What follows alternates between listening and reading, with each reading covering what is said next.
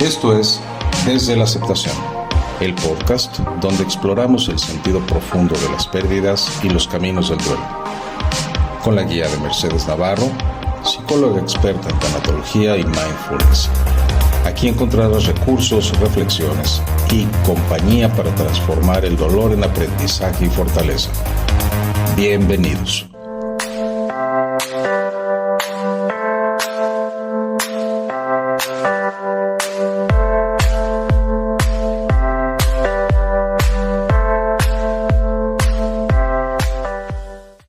Hola, gracias por acompañarnos en un episodio más de Desde la Aceptación. Hay temas que durante mucho tiempo parecían no tener espacio, temas que se vivían en silencio, incluso dentro de casa. Y uno de ellos, sin duda, ha sido la salud mental de los hombres, porque a muchos hombres les enseñaron desde muy pequeños a aguantar, a resolver, a seguir adelante, pero no necesariamente a reconocer lo que sienten, a pedir ayuda o a hablar de aquello que emocionalmente les pesa. Y cuando las emociones no encuentran palabras, pues suelen encontrar otras formas de expresarse, como el enojo, la irritabilidad, el aislamiento, el trabajo excesivo, o en ese cansancio interno que pocas veces logran expresar. Hoy queremos hablar precisamente de eso, de lo que pasa cuando un hombre siente que tiene que poder con todo, de la presión emocional que muchos cargan en silencio y de cómo empezar a construir maneras más sanas y humanas de relacionarse con sus emociones y con su salud mental. Así que respira lento y profundo y quédate conmigo.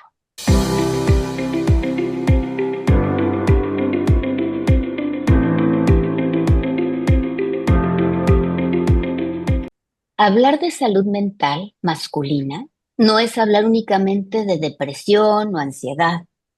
También implica hablar de exigencia, de soledad emocional, de miedo a mostrarse vulnerable, de relaciones afectivas, de estrés acumulado y de todos esos silencios emocionales que muchas veces terminan enfermando por dentro.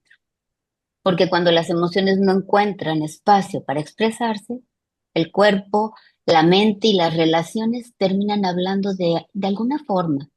Y creo que abrir este tipo de conversación es importante, no solamente para los hombres, sino también para quienes convivimos con ellos, pareja, hijos, amistades, familia.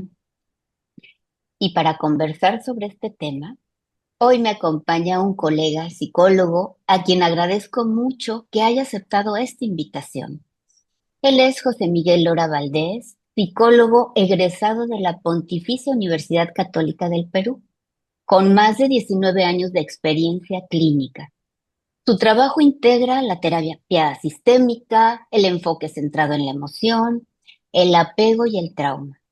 Además de su práctica clínica, se dedica a la docencia y a la supervisión de psicoterapeutas, acompañando tanto a personas como a profesionales de la salud mental. Su trayectoria y formación son realmente amplias, así que esta es solo una breve presentación para dar paso a una conversación que estoy segura nos dejará reflexiones muy valiosas. Bienvenido, José Miguel. Muchas gracias por acompañarnos y por compartir este espacio. Gracias a ti, Mercedes, y gracias por también permitir el espacio y comunicar cosas acerca de un tema tan importante como la salud mental masculina, ¿no? Que es a veces poco trabajada, pero muy necesaria. Sí, sí, pues bienvenido. Mira, sabes, hay algo que veo muchísimo en consulta. Los hombres llegan a terapia y cuando llega ese momento es cuando ya están completamente agotados emocionalmente, cuando el cuerpo ya empezó a pasar factura, cuando ya no pueden dormir bien, cuando están irritables todo el tiempo o cuando sienten que ya no disfrutan nada. Y aunque por fuera parece que todo sigue como normal, hay algo que siempre me llama la atención, que a muchos les cuesta muchísimo poner en palabras lo que sienten. Y no porque no tengan emociones, sino porque durante años aprendieron más a contenerlas que a comprenderlas. Desde tu experiencia como hombre y como psicólogo, ¿por qué crees que todavía hay muchos hombres que les cuesta tanto hablar de lo que sienten o pedir ayuda emocional?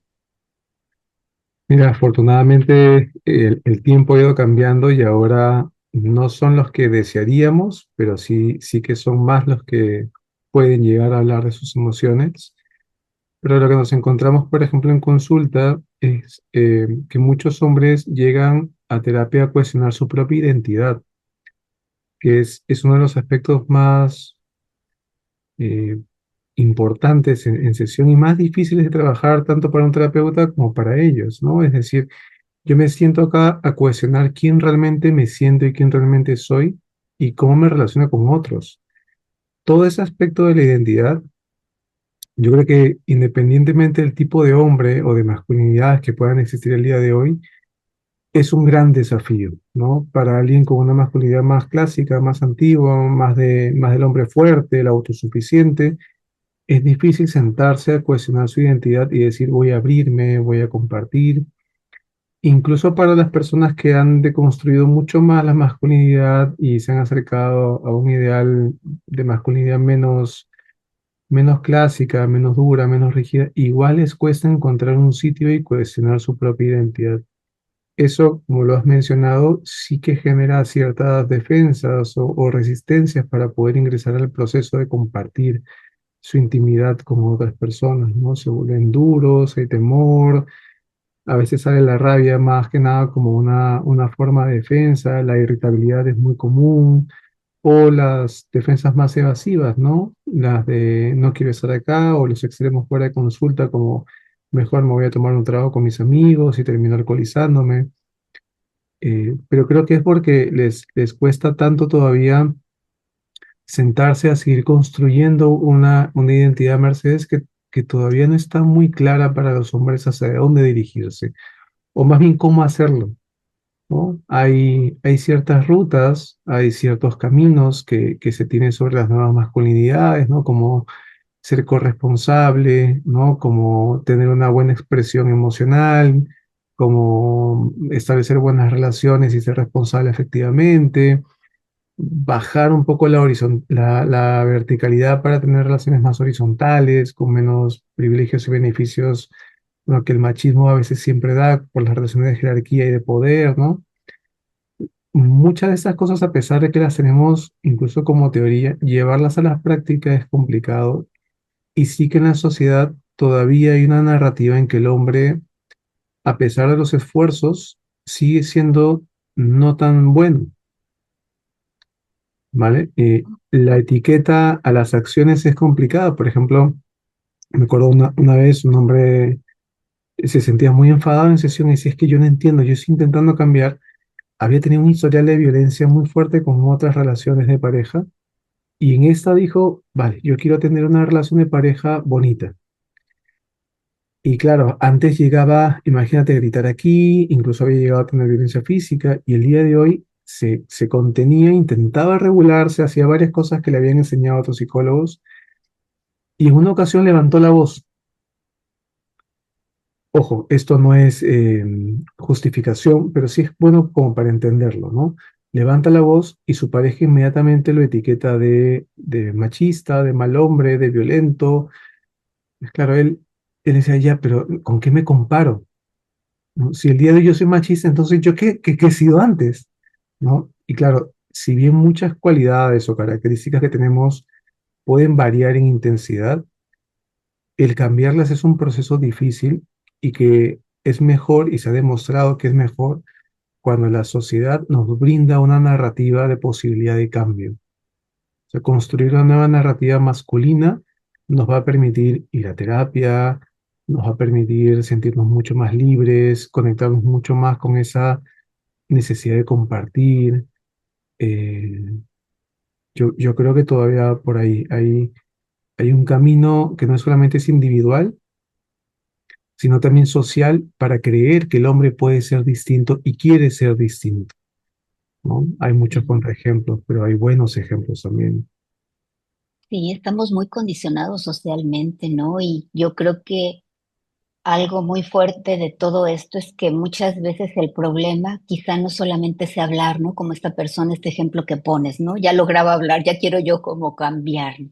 Sino que es este condicionamiento más todo lo que por no hablar, por no expresar, por no tener ese permiso, por decirlo así, se empieza a acumular por dentro cuando alguien siente que no tiene ese permiso de sentirse vulnerable, ¿no? Porque puede ser juzgado.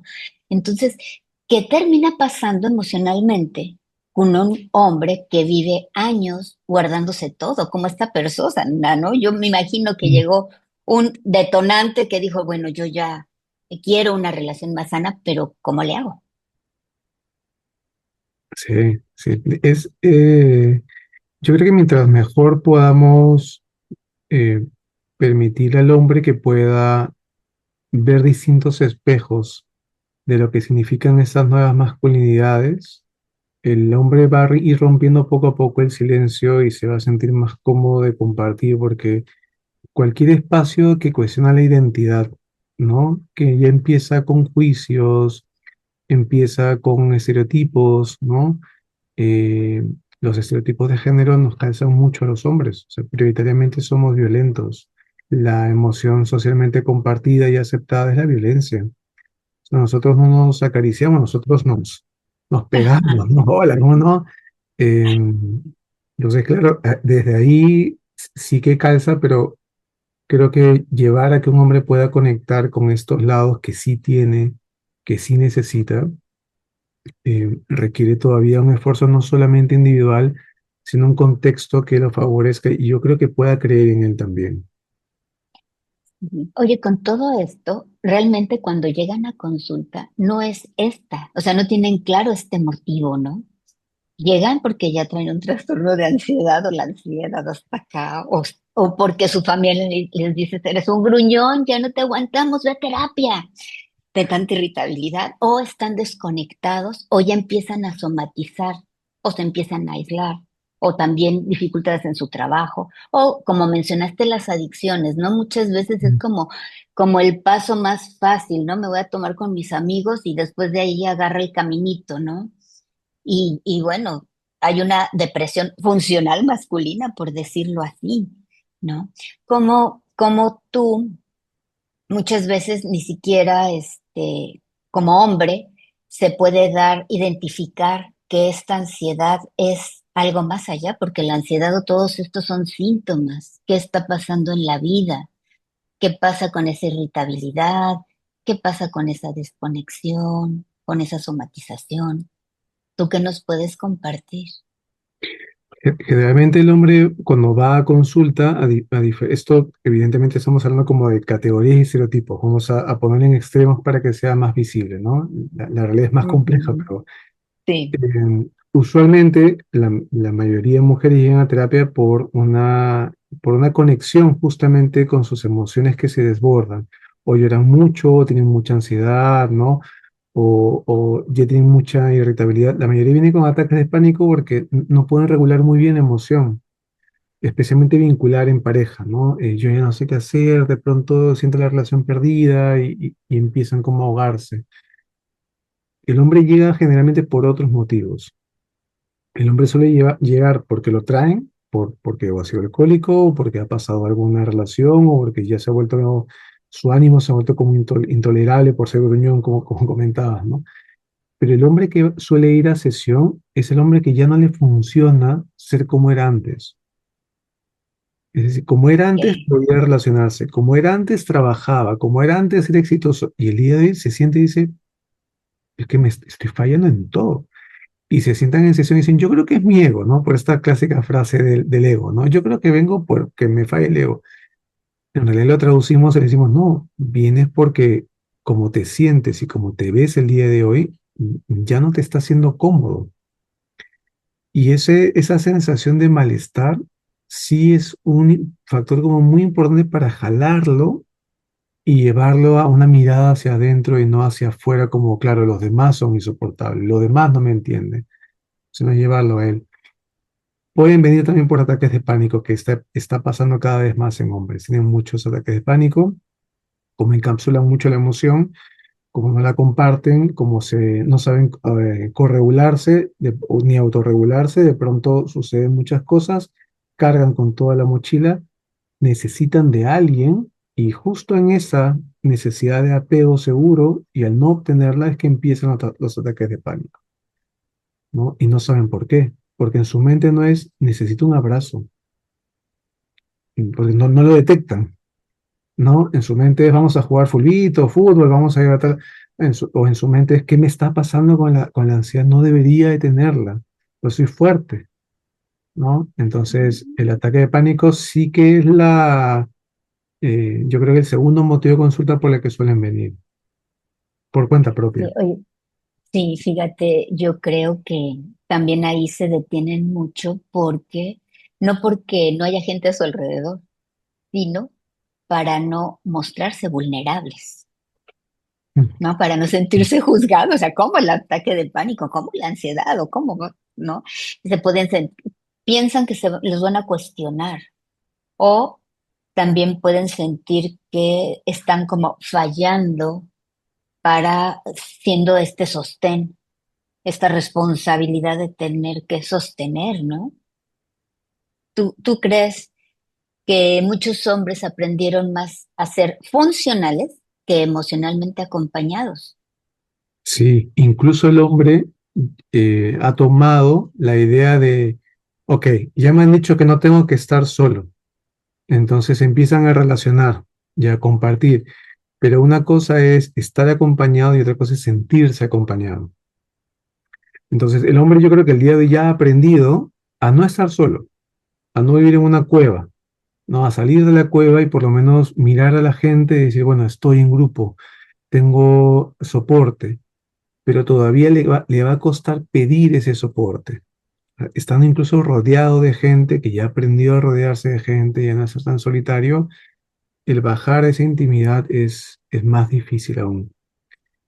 Pero sigo pensando que es porque el progreso para ir construyendo una nueva masculinidad requiere cambios de múltiples lados, ¿no? Desde una narrativa social, que cuando nos abramos no seamos cobardes, ¿no? Que en realidad es juzgado por otros hombres, ¿no? No seamos cobardes, no seamos débiles, tenemos que ser los machotes musculosos, coño, no tengo barba, ¿no? Pero con barba gigante, ¿no? Y como que va un poco por ahí. Y Sí, también, como esas perdón, como no, esas no, expectativas sobre cómo debería ser un hombre, ¿verdad? No, a ver, sí, Incluso platícanos. tú lo ves, estos grupos, hay varios grupos de hombres, para hombres, pero es bien curioso porque te enseñan a ser sensible desde ser hombre, pero te enseñan a ser sensible desde ser hombre clásico, ¿no? Desde que tienes que más o menos golpearte el pecho y levantar troncos de madera y después todos se abrazan, ¿no? Y yo creo que es parte de, pero dejan esos otros lados del cerebro son complementarios. O sea, la vida es complementaria, ¿no? No podemos en una balanza todo desequilibrado, ¿no? Si nos golpeamos el pecho, ¿no? Y decimos unga, unga, pues también tenemos que aprender a cuidar, a dar cariño, y en ese equilibrio es importante. Hay otras miradas ahora sobre cómo ser hombres, hay grupos muy buenos. Hay incluso intervenciones, por ejemplo, reparativas para hombres que han sido agresores en relaciones de pareja, ¿no? Entonces, claro, ya no se les juzga como eres malo, ahora ya no te vamos a ayudar, solamente nos vamos a enfocar en la mujer, sino, mira, algo te pasa, para que tú puedas cambiar esa identidad y ser obviamente menos violento, necesitas ayuda. Y ese es un mensaje súper importante para todos los hombres, ¿no? Que cuando necesitemos ayuda, no nos quedemos solos. Nadie que se sienta mal tiene que quedarse solo nunca. Esto influye mucho, ¿no? Esta idea de tener que poder con todo, de no saber que te puedes acercar a grupos, como mencionas, a terapia, que tanto influye en su salud mental, en la salud mental masculina. Pues lleva a que no nos podamos regular, a que no tengamos buenas relaciones, a que tengamos dolores de cabeza, a que tengamos mucho estrés acumulado, a que tengamos algunos malestares somáticos como el estómago. la mayoría de hombres que vienen, como te comentaba, otro punto adicional es que vienen porque ya empiezan a reconocer que han vivido cosas muy difíciles en su vida y que el día de hoy eso aparece en el presente, o aparece como flashbacks, o aparecen esos recuerdos invasivos, ¿no? Visuales, o a veces solo como pensamientos, o empiezan a hacer ataduras de porque me ha pasado eso tan duro, porque me han abandonado, porque me han maltratado. Yo el día de hoy soy así, que hay una conciencia. Y ese estado depresivo en el que viene el hombre también es importante porque solamente conectando con un estado depresivo nos llegamos a integrar, porque tenemos que estar conectados con la emoción de tristeza, si no la evadimos todo el tiempo, ¿no? Entonces el hombre llega muy conectado a sesión y devastado, porque le falló todo, le falló la fuerza, le falló la imagen de sí mismo, y dice, voy a venir a confiar, ¿no? Mm. Oye, ¿qué tanto tiene que pasar para que llegue? Porque así como nos compartes, pues obviamente el problema aparece cuando ya esa presión se hace más evidente, se hace más permanente. Entonces es cuando ya llegan y ahí va ocurriendo algo muy interesante, pero también importante de la psicología, ¿no? ¿Qué nos compartes tú ya cuando llega el hombre, cuando escucha que existen las emociones, que no porque las ignore va a desaparecer, que el estrés no desaparece por trabajando 24/7? Tú le vas como explicando todo esto. ¿Qué va pasando? ¿Cómo vas guiando? ¿Cómo empieza a manifestarse todo esto cuando sabe que es importante y que es parte de ese desgaste, tanto físico como emocional, que trae cargando? Ujú. Es decir, cómo toma las propuestas de la terapia, si hay mucha resistencia. Exacto. Sí, sí, cómo lo llevas, ¿no? Es bien ¿Cómo? curioso, pero la mayoría de los hombres lo toman como una tarea. O sea, son, entre comillas, los mejores para hacer tareas terapéuticas. Y yo siempre les digo, mira, no te enfoques en el éxito de la tarea, enfócate en el proceso. Es decir, no importa que llegues al 100%.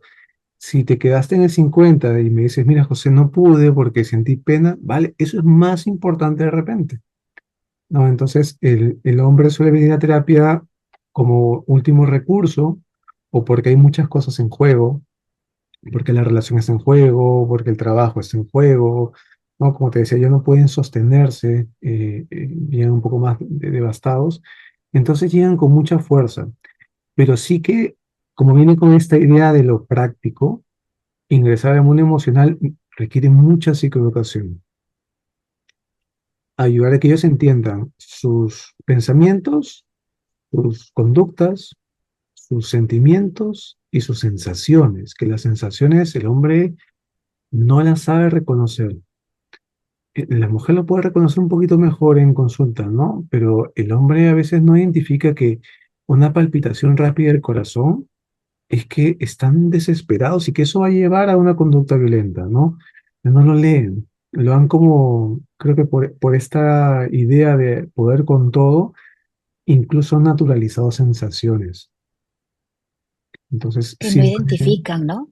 no, Ujú. parte importante es eso, empezar también a que el hombre pueda identificar sus propias sensaciones, a escuchar el cuerpo agotado, ¿no? A no naturalizar el dolor de los hombros, del cuello, ¿no? El estrés, eh, a que sepan cuando necesitan respirar, porque eso, si no lo hacen, si no colocan el freno, es un paso a la acción más violenta, es el grito, es la lisura o el insulto, o no, es la agresión física. Entonces, enseñarles que el cuerpo es un excelente regulador es muy importante, es muy, muy Es, importante. es como el primer pasito. Sí, porque si no los ayudas a estabilizar, especialmente porque vienen con mucha o ansiedad o conductas violentas, si no los ayudas a estabilizar eso, cualquier cosa que hagas va a caer sobre esta base de desregulación. Entonces, primero hay que enseñarle que el hombre se estabilice, a que aprenda a parar, a que aprenda a respirar, a que aprenda que hay otras formas de enfrentar ciertas cosas a través del cuerpo. Incluso es mejor guiarlos con estrategias que saben. Si están muy activados, vamos, tírate al suelo y hazte planchas hasta no más poder y quedarte rendido en el suelo. A ver si tienes ganas de poder rendir. No, no van a tener, más bien van a tener ganas de estar sentados, respirar y por ahí pueden pensar, ¿no? Ujú. Sí es más complicado llevarlos a algunas técnicas que son más de respiración, relajación, porque todavía en el imaginario se le atribuye más de lo femenino. Ok. Pero regular mucho esta actividad física, que es el canal de la agresión, que es la emoción más, es la emoción secundaria, probablemente a muchos problemas que tengan, la primaria puede ser la tristeza, pero es la puerta de entrada, ayudar a regular eso es muy importante y el cuerpo ayuda mucho. Sí, yo te oigo y creo que nos puedes compartir cosas muy valiosas, porque creo que aquí también vale mucho la pena preguntarnos cómo empezamos a construir formas más sanas y humanas de vivir la masculinidad. Y ahorita nos compartías, bueno, hay muchas maneras o muchas formas en la actualidad de ir construyendo una identidad masculina. ¿Tú qué crees que empieza a cambiar cuando un hombre se permite hablar, sentir o pedir ayuda? Y también cómo ir construyendo esas diferentes formas que sean más sanas. Mira, primero que hay muchos tipos de masculinidades, ¿vale? Lo que vamos a hablar es como que engloba ciertas guías para estas nuevas masculinidades, por eso es que se le da ese nombre, ¿no? Hablar de una es complicado porque el factor cultural y de contexto tenemos que quitarlo, y claro, va a ir por varios contextos como la construimos, pero si atravesáramos una línea en común sobre ciertas líneas para empezar a cambiar y acercarnos a una masculinidad menos clásica, mejor adaptada, la primera es dejar de ser un bloque de piedra. O sea, tenemos que dejar de sentirnos invulnerables y dejar de usar la racionalización como la mejor herramienta que tenemos. Y eso, el hombre clásicamente es muy bueno con varias herramientas, pero curiosamente lo emocional coge una, teniendo varias acá ¿no? En su closet, coge una nada más. Hay que ayudarlo a cambiar esa óptica para que se conecte con el miedo, la tristeza y la ternura. Y hay cada vez más, yo lo veo mucho con las parentalidades, cuando el hombre empieza a ser padre, le es más sencillo conectar con la ternura porque, claro, lo coloca sobre alguien más pequeño, ¿no? Entonces, a la cría nosotros activamos un instinto también que favorece la ternura, pero luego con la pareja son más duros, ¿no? Entonces, sí, hay que abrirnos un poco más a la ternura, es súper necesaria. Creo que otro de los puntos es que realmente podamos asumir responsabilidades compartidas, estas famosas corresponsabilidades, ¿no? Desde una paternidad más activa, más presente, más afectuosa, desde una relación de pareja que ayude a equilibrar ciertos roles que todavía estamos como en proceso de hacerlo, ¿no? Hay muchas quejas en terapia de, no es que la mujer, ¿no? Es que yo me encargo de los chicos y mientras yo los viso y tal, él está sentado en el sillón con el teléfono móvil, ¿no? Y cuando tú le preguntas, ¿ella necesita ayuda? No es que él no lo sepa, no es tonto, es inteligente. Dice, sí, claro, necesita ayuda, ¿no? Pero pararse y conectar con lo que pueda necesitar su pareja es todavía un esfuerzo y sí es un ejercicio que tenemos que empezar a hacer, ¿no? Conectar con los demás, no solo con nuestras necesidades no satisfechas, sino con los demás. Eso ayuda mucho a que además tengamos relaciones mucho más horizontales, ¿no? Lamentablemente el poder y la jerarquía es algo que sí nos acompaña como hombres, por eso el Ujú. machismo existe, ¿no? Cambiar entonces las jerarquías y participar de varios espacios junto con la mujer como equitativos, como iguales es súper importante, pero tenemos que abandonar ese privilegio de saber que con un grito, que con un golpe, que con un empujón vamos a solucionar situaciones. Incluso abandonar el privilegio de este es mi espacio, tú no te metas, ¿no? Y, y lo que veo mucho también, que creo que podría acercarnos a un tipo de masculinidades mucho más saludables, es que sí seamos responsables afectivamente con otro. Es decir, que tengamos una culpa saludable. Si somos conscientes de que podemos generar daño a otras personas, reparar, pedir disculpas, no de manera fría como ya, cállate, perdón, sino genuina, es muy importante y en las relaciones también se ve bastante, ¿no? La parte de no ser responsable efectivamente porque de pronto te dejó en visto, porque de pronto no me importa, porque de pronto solo te usaba y ya está para satisfacer mis necesidades. Creo que empezar a conectarnos de nuevo desde la ternura es muy importante. Y sí que mientras se lo digo, me pongo a pensar cómo se construye la ternura en los hombres como crianza y como patrón de memoria y de vínculo, ¿no? Y creo que eso va a ser lo más importante, que empecemos a desarrollar la ternura junto con todo lo demás, pero que desarrollemos mucho la ternura. Oye, ¿y cómo se desarrolla la ternura? Yo te estoy escuchando y me brinca porque a consulta también me llega la contraparte. Estos hombres que dicen, yo vivo para mi familia, para servir, para ver qué necesitan, pero al mismo tiempo ya traen la ansiedad y explotan con su misma familia, pero como que su sentido de vida lo tienen enfocado a, yo soy feliz si ellos están felices. Yo lo hago para que ellos estén felices. Es como la contraparte, porque y sí existen estas Sí, dos perfiles, ¿no? sí, sí, sí. Ahora, eso es bueno porque es una tarea más clásica y más necesaria, pero justo mencionabas cómo es la ternura, ¿no? Servir no es ternura, servir es tarea de cuidar. Los hombres son muy buenos en tareas, ¿vale?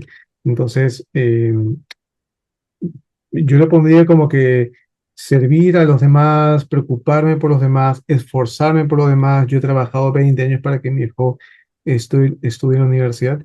Es una tarea de cuidado, pero no es una conexión de cuidado, ¿vale? Porque yo puedo estar muy sentado en mi trabajo 10 horas, llego a mi casa y me echo a dormir, pero no hay conexión. Claro, cuando yo le digo a mi hijo, oye, pero yo de verdad te quiero, te he pagado el colegio, la universidad, la casa, la comida, y mi hijo me dice, pero nunca me has dado un abrazo, que es, ojo, la mayor de las quejas que uno de repente puede ver en terapia, ¿no?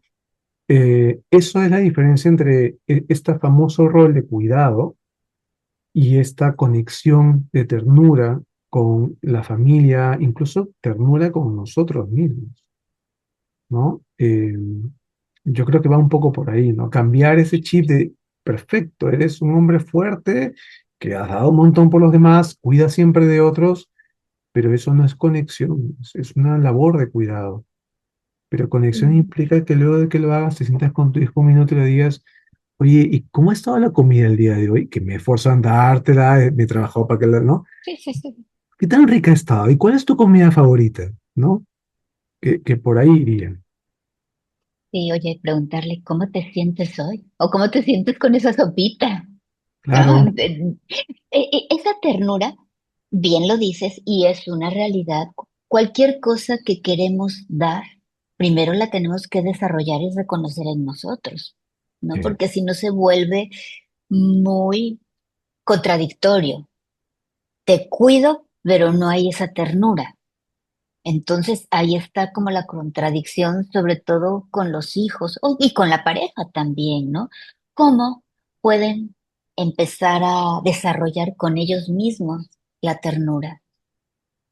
Pues primero, alfabetizándose emocionalmente, es decir, aprendiendo que hay todo un lenguaje emocional que podemos usar y que existen varias emociones y no siempre quedarnos en ¿qué tal estuvo la comida rica? No, ya sí, voy a leer mi periódico, ¿no? Sino, oye, en el cole, ¿quién ha sido tu mejor amigo? Y hoy día, ¿con quién has jugado? ¿No?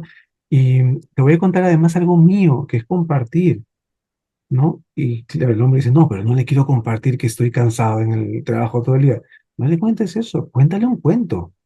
O sea, tu hijo no sabe cómo trabajas, lo sabes tú, pero dile que de repente fuiste a coger el auto o te fuiste en bus y viste tal cosa en la calle y los hijos te van a quedar así mirando como, porque les encantan las historias. Entonces, eso es muy importante, ¿no? Empezar a alfabetizarnos emocionalmente, saber que tenemos emociones, saber cuáles son y saber conectar desde ahí, ¿no? Otra cosa importante para favorecer esto es que desde nuestro cuerpo y del cuerpo del otro, tenemos que trabajar mucho la sexualización de los cuerpos.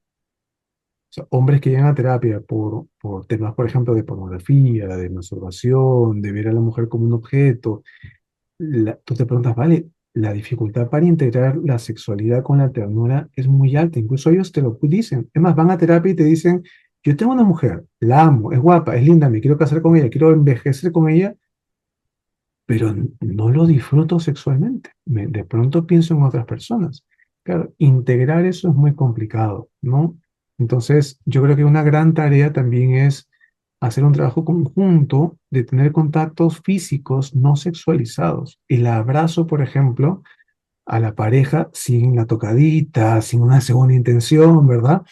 Es muy importante. La mayoría, mira, si estuvieran acá mis pacientes, te diría, a mí José Miguel siempre me ha dicho que haga una tarea de ir donde mi pareja y abrazarla un minuto y quedarme ahí con ella y decirle que eso es una tarea de terapia, que no se asuste, pero hundirme en sus brazos mientras yo respiro porque lo necesito, ¿no? Entonces, sí creo que la parte del contacto físico, la alfabetización emocional, y creo que las paternidades más presentes, y si no son padres, el cuidado más presente, también es muy cuidar o paternar, así como existe la frase maternar, es súper importante, ¿no? El cuidar es muy valioso.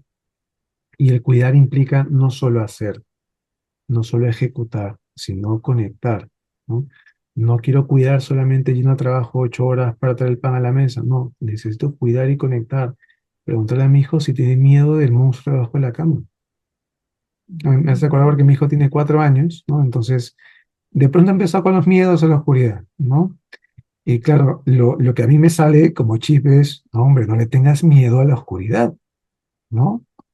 Porque claro, no tengas, ¿no? Como si pudiera controlar el miedo. Y, Exacto. y hablo conmigo mismo y digo, no, a ver, José, tú eres psicólogo, vamos, todas estas cosas.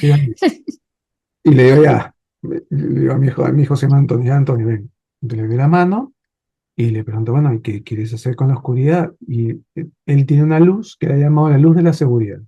Y cuando la prende no tiene miedo, ¿no? Le digo, vamos a buscar la luz de la seguridad, ¿verdad? Y le pregunto, ¿pero necesitas algo? Sí, quería ir al baño.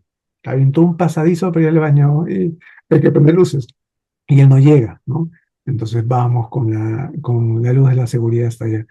Ya, eso, por ejemplo, es una acción de cuidado, es agotadora, o sea, mi hijo me despierta a veces porque quiere ir al baño en la madrugada, implica un esfuerzo y además implica estar dispuesto a romper las clásicas respuestas que tenemos de no tengas miedo, ¿no? Los hombres no tienen miedo, vamos, tú eres valiente y fuerte.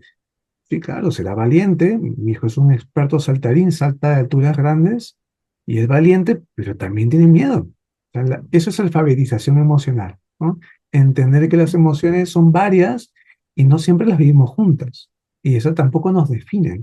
No somos el valiente, el alegre, el depresivo, ¿no? Yo creo que va Oye, por ahí. qué hermosos ejemplos, porque por ejemplo, así que en pareja, ¿no? Qué importante este ejercicio de abrazar o acariciar sin ninguna otra intención, ¿no? El sentir el contacto humano, esa ternura, esa vulnerabilidad. Eso es hermoso, Y ya te digo, eso es Mercedes, les hermoso. gusta un montón. Es más, yo los veo cuando les doy la indicación. Están con cara de, ¿pero qué está diciendo, no? Y al final digo, ¿me has entendido? Sí, sí te he entendido, pero no sé cómo hacerlo. Vale, hazlo y vamos hablando al respecto. No, mira, no te enfoques en la tarea. Mira qué pasó cuando iniciaste la tarea, mira qué pasó cuando la abrazaste, mira qué pasó cuando empezaste a respirar, qué pasó en tu cuerpo, ¿no? La tarea se vuelve ahí un poquito más compleja, pero sí es cierto que necesitamos contacto sin que sea sexualizado. Ojo, que incluso entre hombres, el contacto tiene una connotación de fobia a la sexualización, ¿no? Porque si tú le haces así a alguien, dices, oye, ¿qué te pasa? ¿No? Tú tienes Claro, que hacer así. ¿no? Así no, Ajá. ¿no? Eh, entonces, claro, el cerebro de nosotros, por aprendizaje y por varias cosas, los contactos tienen que estar más sexualizados. Y eso sí creo que es bueno empezar como a cambiar, incorporar la ternura. Sí, oye, ahorita también con el ejemplo de tu chiquito, pues tiene 4 años. Con un niño es diferente, pero ya cuando tienes hijos adultos y quieres aprender, ¿cómo aprende el papá a conectar desde esa parte ternura Mm, después de que fue proveedor, proveedor, proveedor y demostrar su amor en el cuidado, pero no conectar emocionalmente? ¿Cómo puede empezar a desarrollar la ternura? ¿Qué le platica al hijo? Porque atrás de todo esto que se repite a través de muchos años es, ¿cómo le voy a decir que me duele aquí? Porque pues va a estar nada más quejando, ¿no? Ya no va a querer hablar mi hijo conmigo. ¿Cómo puede una persona adulta ir manejando eso? Desarrollar la ternura, porque yo estoy segura, cierta y lo vivo, siempre puedes aprender y cambiar tus formas si tienes conciencia de sí, eso. sí. Si tienes conciencia y si haces esfuerzo. Por ejemplo, te doy un ejemplo de pareja para llevarlo luego a ese lado, pero está este clásico ejemplo de yo necesito que él me diga que me quiere, pero que le nazca. Le debe de nacer. Si no le nace decirme no quiero nada. No, es que no le van a nacer probablemente en ese momento porque está agobiado en el trabajo, porque está pensando en los hijos. porque- pero qué bonito es que se detenga y se esfuerce y diga, mi mujer, siento algo por ella, la amo. Y te lo voy a decir. Ese esfuerzo, incluso en los detalles, es súper importante y a veces tomamos mucha conciencia, pero llegar al esfuerzo es difícil. O sea, saber que para cambiar algo no es sencillo. Va a implicar consistencia, estar ahí detrás, ¿no? Va a implicar también frustración, que en algún momento los padres le digamos a los hijos grandes, oye, quiero hablar contigo y me quiero tomar un café. Y el hijo diga, pero si tú nunca lo has hecho, yo voy a salir con mis amigos, ¿no? Ujú. Entonces, sí que es complicado, pero algo que facilita bastante es que la persona pueda, en este caso el hombre, pueda poner sobre la mesa que existió una dificultad, que es parte de conectar con la vulnerabilidad, ¿no? Y con la reparación, además. Es decir, oye, durante mucho tiempo, hijo, yo estoy de verdad muy abocado al trabajo, a otras cosas, y nunca me he sentado a decirte cómo está tu día. Y yo sé que no es tarde. O sea, si me das la oportunidad, quiero hacerlo porque lo siento, y quiero conectar contigo. Esa frase a veces moviliza bastante, ¿no? Pero sí que es muy útil porque pensamos que los cambios se dan porque se tienen que dar y porque la gente va a entender que se tienen que dar, pero la reparación siempre es explícita. Qué hermoso y qué difícil, ¿verdad? Suena bien fácil. Sí, es difícil, es ¿No? difícil. Es difícil, bueno, yo no sé cómo ser la relación con tu hija, porque a final de cuentas vamos aprendiendo, muy psicólogos o preparados y demás, ya somos seres humanos y la vida y la práctica pues nos lleva a diferentes reacciones o conductas. Este, ¿siempre la has llevado bien con tu hija o también has Sí, ido aprendiendo? Porque aprendemos con los hijos. sí, sí, mira, mi hija es de una relación anterior, entonces hubo un tiempo en el que ella tenía 5 años en que ella vivió todos los cambios que están relacionados a una separación, ¿no? Si yo antes le contaba cuentos en la noche, pues ya no se los podía contar, ¿no? Si antes organizaba mis tiempos de tal forma para estar presente, tenían que cambiarse. Yo creo que he intentado hacer todo lo que he podido bien, evidentemente nunca perfecto, sé que he cometido errores, pero ahora, y es algo que aprendí mucho con ella, es estar tranquilo con lo que hice con ella, que creo que también es importante, ¿no? Es decir, dejar de cargar esta culpa que a veces tenemos los papás cuando los hijos sufren algo por nuestras acciones. En algún momento yo me acuerdo que hablo con mi hija cada tanto, yo vivo en España y ella vive en Suecia, entonces ella nos viene a visitar, ¿no? La recojo el avión, hasta la casa es un tramo, conversamos en el auto. Y, y en una de esas le dije que yo había aprendido a callar, porque por culpa siempre le preguntaba, siempre le aconsejaba, y claro, mi hija es muy inteligente y habla muchas cosas, y cuando habla las cosas son entretenidas, Pero cuando habla algo, yo le quiero dar como un consejo y no me doy cuenta que ya tiene 18 años. Y claro, yo estoy ahí para acompañar sus pasos, no para estar diciendo, ahí no pises, ¿no? Sino para decirle, vamos, pisa, que si te tropiezas, aquí estoy yo, está su Aquí mamá, está. ¿verdad? Está la pareja de su mamá, está mi esposa, somos varios cuidándola. Y creo que fue una de las cosas que más le hizo sentido a ella, creo que fue lo que más me ha agradecido hasta ahora, que me calle.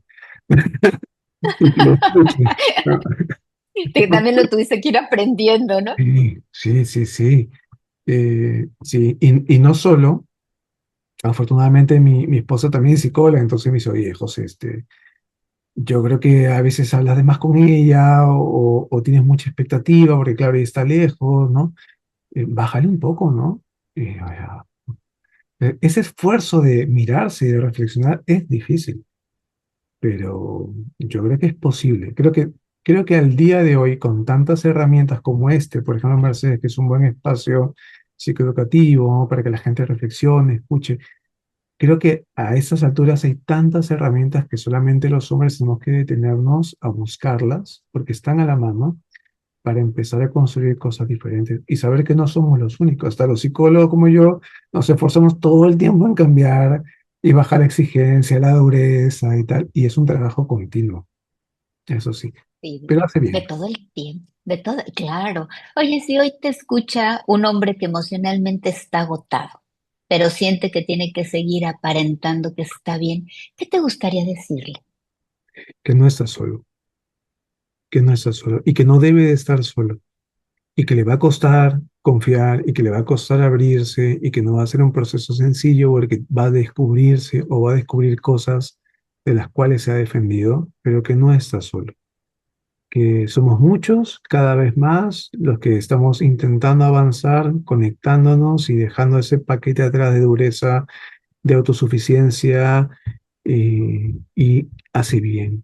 Nos duele menos la cabeza, tenemos menos tensión, nos sentimos más acompañados y las relaciones además son más profundas y menos superficiales, ¿no? Tenemos menos momentos para ver el partido de fútbol y tomar una cerveza con amigos y de repente más momentos para conectar y hablar de estas cosas. Y eso es importante, ¿no? Que no están solos.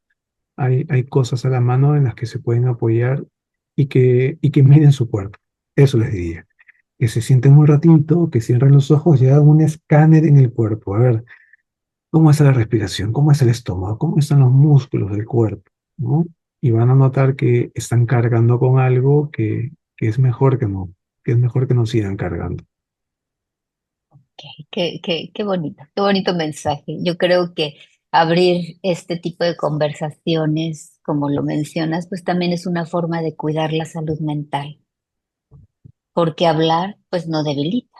Nombrar lo que sentimos no nos hace menos fuerte.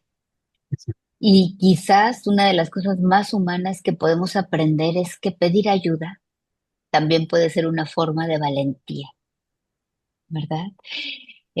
Muchas gracias, José Miguel, por acompañarnos, por regalarnos tu tiempo, tu conocimiento. Fue una charla muy agradable, con mucho, siempre hay que aprender, muchas cosas que aprender. Gracias, Mercedes. No, a mí me encanta compartir esto y espero que le llegue a la gente que le debe de llegar y si no le llega, que se las pasen, que las compartan. Así es, vamos a tratar de hacerlo. Y a ti que estás del otro lado, gracias por escucharnos y nos vemos en el siguiente episodio en Desde la Aceptación.